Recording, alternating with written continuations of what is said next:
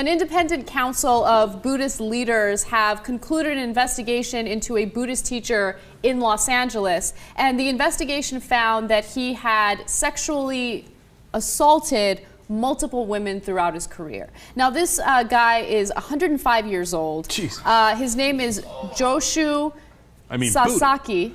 Okay, and Sasaki. Okay. And he came to the United States back in 1962, and you know he is a Buddhist teacher, and he's been doing this for a very long time. And there have been multiple accounts, and the New York Times has reported about this, where women have come forward with their stories, but their stories have been ignored. And he was very manipulative, according to what these women have said. And by the way, this investigation takes what the women said at face value, so there needs to be further investigation. I just want to note that for the record.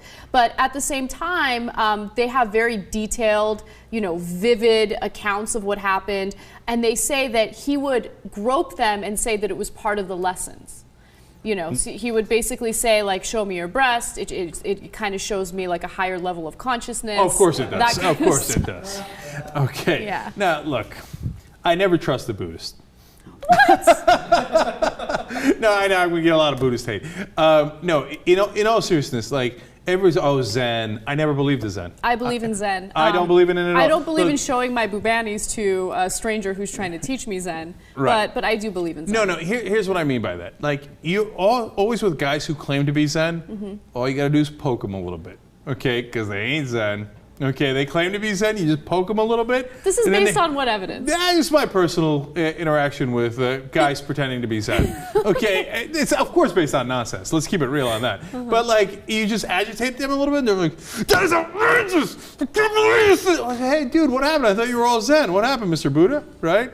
So now I'm against Buddhism overall. Well, number one, because I'm against all religions. Right? Number two, I think the governing principle of Buddhism is totally wrong, okay? They want to escape from this life. I love this life. I want to live this life. I want to jump further into this life. You jump in it. I jump in it, right? The Buddhists are like, oh, get me out of here, get me out of here. Well, if you view life as a prison and all you want to do is run away, you're going to let some dude grope your breast because you don't know what the hell you're talking about, okay? A little bit of a stretch, okay? I got you.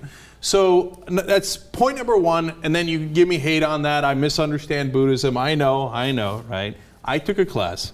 Anyway, and then number two, more to the point of this story, don't trust religious people. Just don't trust them. Don't trust them. Not all religious people, but a religious leader that tells you, this looks like it's sexual, but it isn't. Trust me. That's when you run for the hills. I don't care if he's a Zen monk Buddhist. I don't care if he's a Taoist. I don't care what he is. Run for the hills. He's full of crap. There was one story of a woman that he was instructing, that he was into. And apparently she was married, so he was trying to break up their marriage by encouraging her husband to cheat on her. So he was very manipulative, according to these accounts. And by the way, I just want to note one thing.